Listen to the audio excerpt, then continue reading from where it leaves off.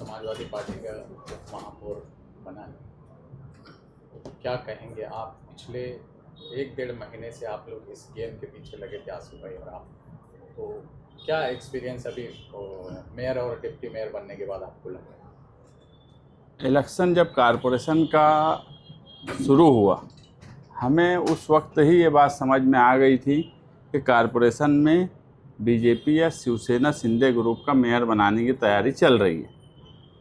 और आप लोग देखेंगे तो हमारा जो प्रचार चला उसमें हमने ये बात हर वक्त बोली कि कुछ लोग भगवा झंडा लहराना चाहते हैं, और जिस तरह की मुसीबत शहर पर है, ऐसे वक्त में वहाँ पर हमारा रहना क्यों ज़रूरी है कि हम कारपोरेशन को ढाल बनाकर रखें और फ़िरका परस्तों से उसको बचाया जाए।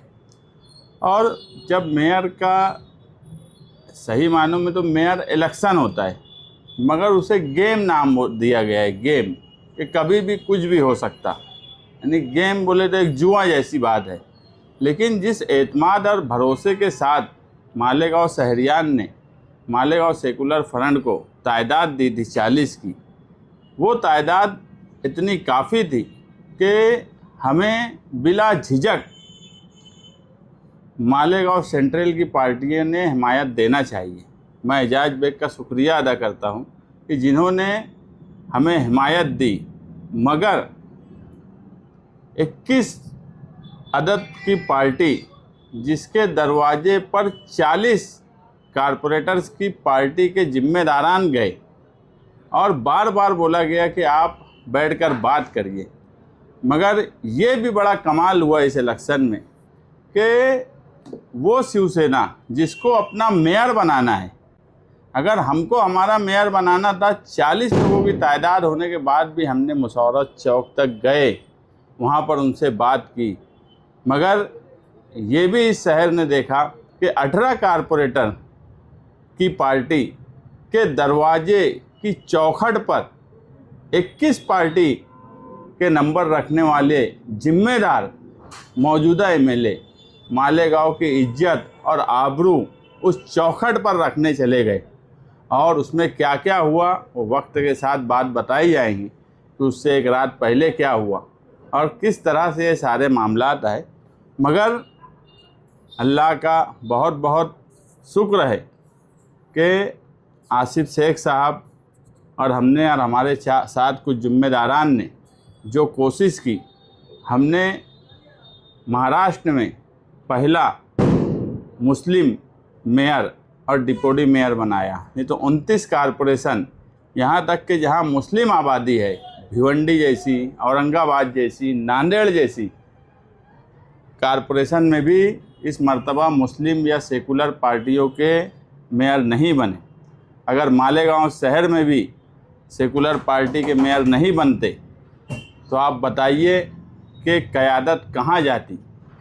आप ये भी देखिए कि एमआईएम कारपोरेशन में बड़ी तामझाम से आई कि 125 सीट आई, मगर ये 125 सीट ऐसी जगह से आई, कहीं पर औरंगाबाद में, मालेगांव में, उसके बाद कहीं 5, कहीं 10, मगर ये 29 कारपोरेशन में एक भी कारपोरेशन के इक़्तिदार में हिस्सेदार नहीं है।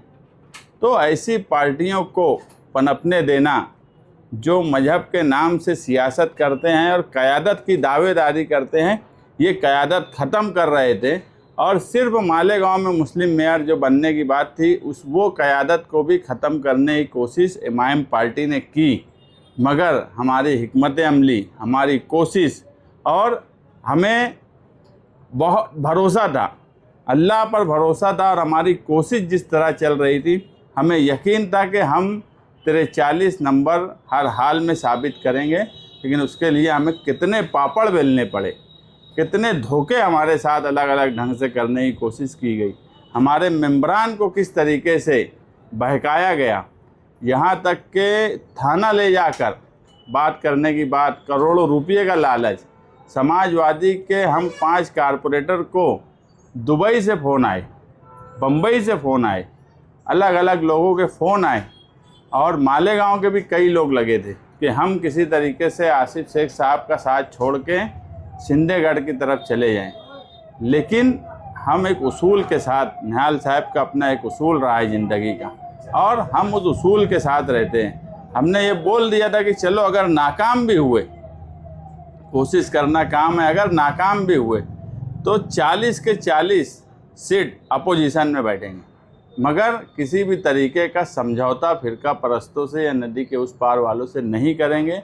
और जिस इरादे और जिस जिम्मेदारी और एतमाद और यकीन के साथ आवाम ने आज हमें कारपोरेशन में भेजा है, मेयर और डिप्टी मेयर बनाया है, आज तनकीदें हो गई, जलसे जुलूस होंगे, मामलात चलते रहेंगे, मगर अब हम काम करने की तरफ तवज्जो देंगे। निहाल साहब के घराने में बुलंद इकबाल थे, शान हिंद है, मैं सियासी तौर पे कामकाज करता हूँ। ये पहला मौका है कि हम इक़्तिदार में हिस्सेदार हुए हैं। नहीं तो 2005 में निहाल साहब के मेयर रहने के बाद हम सिर्फ अपोजिशन में रहे, और ये भी बड़ी बात है कि अपोजिशन में रहने के बाद हमने पार्टी को और निहाली सोच को अपोजिशन में रहने के बाद ज़िंदा रखा। नहीं तो आज का दौर और आज का वक्त कोई पार्टी अपोजिशन में रहकर अपने आप को ज़िंदा नहीं रख सकती इतने लंबे समय तक। अब हमको मौका मिला है, हम कोशिश इसके बाद भी हमारी यही होंगी कि कारपोरेशन में सबको लेकर, और अब हम हमारे अंदर क्या काबिलियत है वो भी शहर देखेगा, काम करने की काबिलियत है या नहीं है वो भी देखेगा। हमेशा अपोजिशन में रहे, कभी रशीद साहब की पार्टी पोजीशन में रही, हम अपोजिशन में रहे, मुफ्ती साहब रहे, हम अपोजिशन में रहे। तो पहला मौका है, इक़्तिदार के साथ में रहेंगे, उसमें हिस्सेदार है। और मालेगांव शहरियान से सिर्फ एक ही गुजारिश करूँगा मैं कि हम कुछ सख्त फ़ैसले लेंगे। वक्ती तौर पर हो सकता है लोगों को गलत लगे, लोगों को उससे तकलीफ़ हो, लोगों को बुरा लगे, मगर शहर के जो हालात बन चुके हैं, अगर हमने सख्त फ़ैसले कारपोरेशन में नहीं लिए तो आने वाला वक्त हमारे लिए इस शहर में चलना, इस शहर की तरक्की, इस शहर में साफ़ सफाई का निज़ाम दुरुस्त करना मुमकिन नहीं बचेगा। अगर हमारे अंदर काम करने का जज्बा है और हम काम करने का इरादा रख रहे हैं, तो ये मालेगांव की आवाम, मालेगांव के शहरियान की भी अपनी जिम्मेदारी होंगी कि वो हमारे सख्त फ़ैसले के साथ खड़े रहे। कुछ तकलीफ़ होती है तो उसे वक्त के साथ उठाए, मगर हम ईद के बाद मालेगांव शहर में सख्त फ़ैसले करेंगे और शहर की तामीर और तरक्की करेंगे। इसी के साथ साथ मैं खुद महासभा हॉल में रहूँगा और मेरी बड़ी जिम्मेदारी फ़िरका परस्तों से लड़ने की और फ़िरका परस्तों से मालेगांव शहर के मुसलमानों को तहफ़्फ़ुज़ देने की है। मैं Malegaon secular front Congress party के तमाम ही कारपोरेटर्स की तरफ से वादा करता हूं कि हम फ़िरका परस्तों से मालेगांव शहरियान की हिफाजत करेंगे। SIR की इंक्वायरी में जो वादा किया है दिल और जान से कोशिश करेंगे, और उसी के साथ साथ तामीर और तरक्की के लिए हम कुछ सख्त कदम उठाएंगे। उसमें मालेगांव शहरियान ने हमारा साथ देना। बरकरार रहेंगे। मैं बोला कि किसी भी सियासी पार्टी को आप देख लेंगे कि बगैर इक़्तिदार में रहे 20-22 साल तक सियासी तौर पर, इन आज के दौर में जिसमें सियासत में रुपये पैसे का बड़ा इस्तेमाल होने लगा है, सियासत में बड़े लीडरान की ज़रूरत पड़ती है, इक़्तिदार में हिस्सेदारी और प्रशासन पे कंट्रोल के लिए ज़रूरी होता है। ऐसे वक्त में अगर हमने अपोजिशन में रह के अपने आप को ज़िंदा रखा है तो इंशाअल्लाह हम आज हिस्सेदार हुए हैं, तो हम काम भी करेंगे और पार्टी को बड़ा भी करेंगे।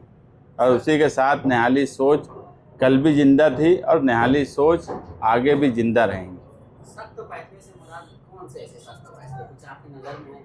नहीं, हम लोग आसिफ शेख साहब, मैं, हिजाज बेग और कुछ ज़िम्मेदार और कुछ शहरियान भी, हम कई ऐसी कमेटियां भी इस मर्तबा बनाएंगे जो इससे पहले कारपोरेशन में नहीं बनी, जो कानूनी तौर पे बनाई जा सकती है। काम बांटेंगे, हम काम ओढ़ेंगे नहीं कि मैं ही सब काम करूँगा, हम काम बांटेंगे। और शहरियान जो दिलचस्पी रखते हैं, जो माशरे में समाजी तौर पे शहर को सुधारना चाहते हैं, ऐसे लोगों को भी हम कुछ कारपोरेशन की तरफ से जिम्मेदारी देंगे और सख्त फ़ैसले हम करेंगे। अब आज ही सारी बातें बताना बराबर नहीं है, हमारा काम अब हम शुरू करेंगे। लेकिन इलेक्शन लड़ने से पहले मेरे जहन में ये बात था कि अगर हम इक़्तिदार में आए तो कुछ सख्त फैसले करने की इस शहर में ज़रूरत पड़ेगी। लोग नाराज़ होंगे, कुछ ऐसे भी फैसले होंगे जो पहले हम उसकी हिमायत में रहे हैं अपने वक्त पे वक्त के हालात के हिसाब से। आज लगेगा कि यार अब वो जो वक्त गुज़र गया, आज वो ज़रूरत नहीं है, वो फ़ैसले हम करेंगे। कई ऐसी चीज़ें हैं जो मैंने रोकी है कारपोरेशन में, वो सियासी तौर पे मैं अपोजिशन में था इसलिए रोका होगा, या उस वक्त की वो ज़रूरत होगी। मगर मुझे अब यह एहसास होता है कि अब वो सब चीज़ें रुकना चाहिए। कई मामलात कोर्ट में मेरी वजह से रुके, उसको ख़त्म करके एक सही मायनों में कामकाज होना चाहिए। और अपोजिशन में भी जो पार्टियां हैं, वो भले ही नदी के उस पार की शिवसेना हो, बीजेपी हो, या मालेगांव शहर की एमआईएम हो, कारपोरेशन की हद तक हम कोशिश करेंगे कि सबको लेकर चलें। फ़िज़ाई आलूदगी जो है मालेगांव शहर का एक बहुत बड़ा और अहम मसला है, क्या उस पर भी गौर किया जाएगा, उसके भी ताल्लुक से सख्त फैसले लिए जाएंगे? जरूर भाई, फ़िज़ाई आलूदगी मालेगांव में तुम और मैं ही रोज़ आते जाते देखते उसका बोर्ड, और जिस हिसाब से फ़िज़ाई आलूदगी का मामला है, सही मानों में अगर उस पर काम नहीं किया गया तो ये मालेगांव शहरियान के साथ नाइंसाफ़ी होगी। मैं जो बार बार बोल रहा हूँ कि कुछ सख्त फैसले करेंगे, उसमें आवाम ने और शहरियान ने उस वक्त तो उनको गलत और बुरा लग सकता, मगर मुस्तकबिल का अगर सोच कर हमारा साथ देंगे तो हमें काम काज करना बड़ा आसान होगा, और अगर तकलीफ़ देंगे तो हम सख्त फैसले करेंगे।